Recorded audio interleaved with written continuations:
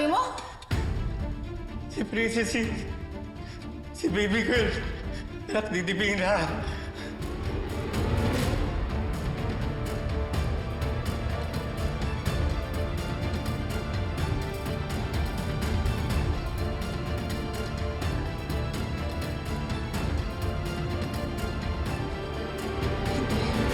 Sinasabi mo lang yan para hindi ko saktan ng bata! Sinasabi ko sa iyo, totoo. Ayoko mangyari to pero wala na akong magawa. Sinabi mo sa akin wala sa'yo si baby girl. Sinungaling ako sa iyo, Divina. Gumawa ako ng kwento dahil natatakot akong wala sa akin si Princess. Dahil ayoko malaman niya yung totoo.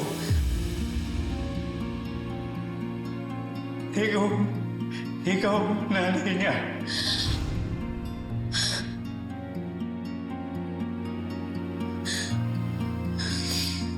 Pero hindi ko kaya makita na saktan siya sa sarili niyang ina. Masakit sa akin, kaya sinasabi ko yung totoo. Siya si baby girl, yung batang iniwan ko sa kulungan.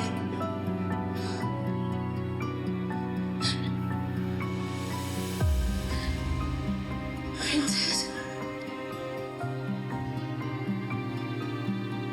Ikaw si baby girl. Ikaw yung anak ko.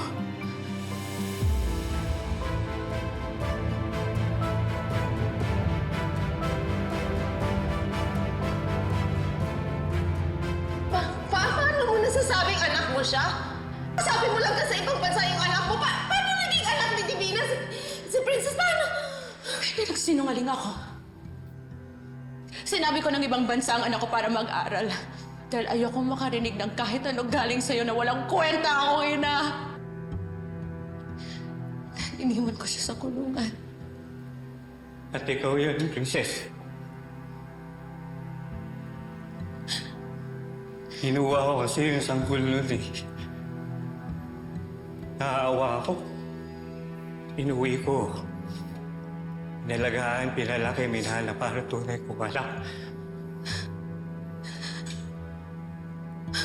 Pero, di ko kalahin darating yung panahon na kinatatakutan mo na sasabihin ko yung totoo.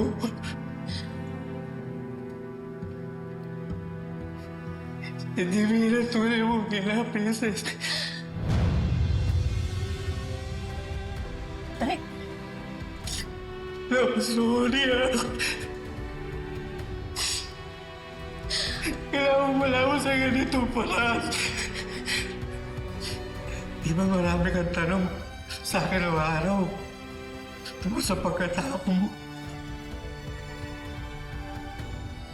Ito yung sagot sa harapan mo na.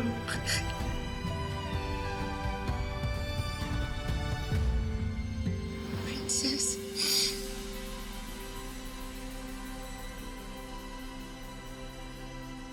Anak, ang kapal na mukha mo? Tawagin mo siyang anak?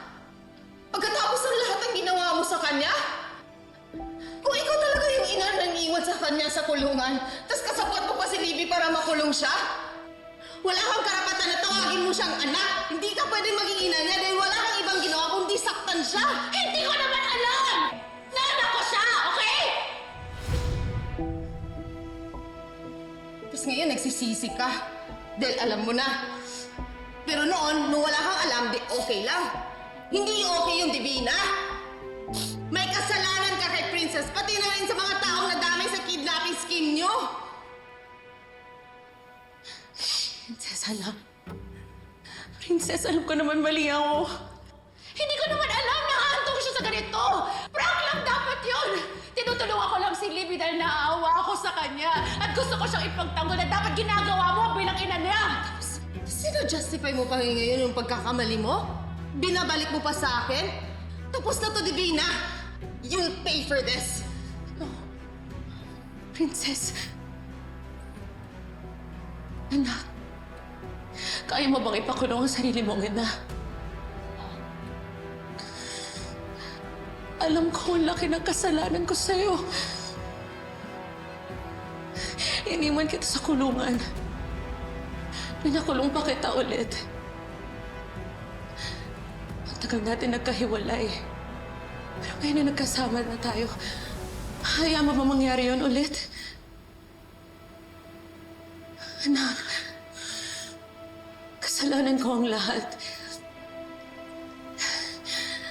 Matagal kong nangulila sa'yo. Kung saan-saan kita hinanap, nandito ka lang pala sa paligid ko.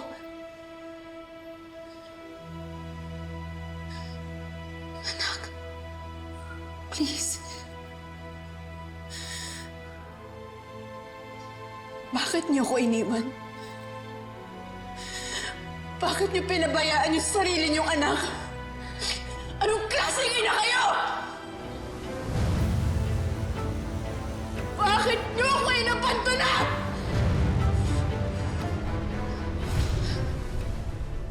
Prinsesa, nakasalanan ko ang lahat. Pero wala akong choice. Hindi kita kayang buhayin.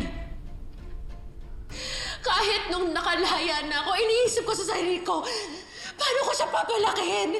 Hindi ko kaya. Kaya iniwan na lang kita doon. Sa loob ng kulungan.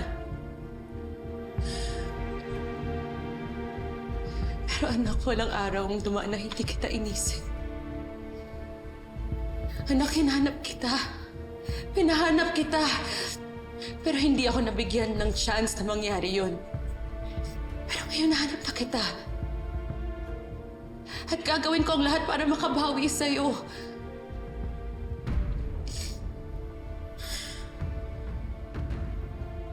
Gustong-gusto kita yakapin.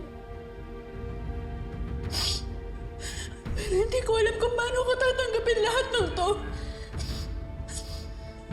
Kakalimutan ko na lang ba lahat ng ginawa mo sa akin? Lalo na yung pakikipagsabatan kay Libby dyan sa fake kidnapping niyo.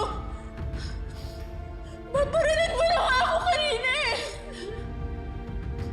Isasandabi ko na lang ba lahat ng masasakit na nasabi at nagawa niyo sa akin dahil lang totoong nanay ko kayo?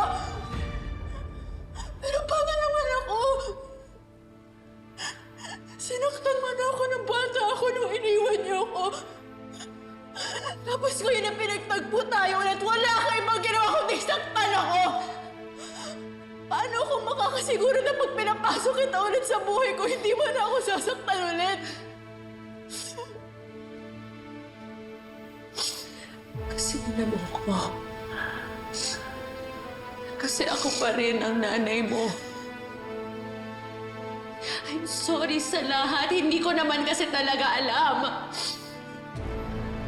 Pero ngayon na alam ko na yung totoo. Hindi ba natin pating tanggapin at mag-move on? Gagawin ko lahat para makabawi sa'yo. I'm sorry, anak.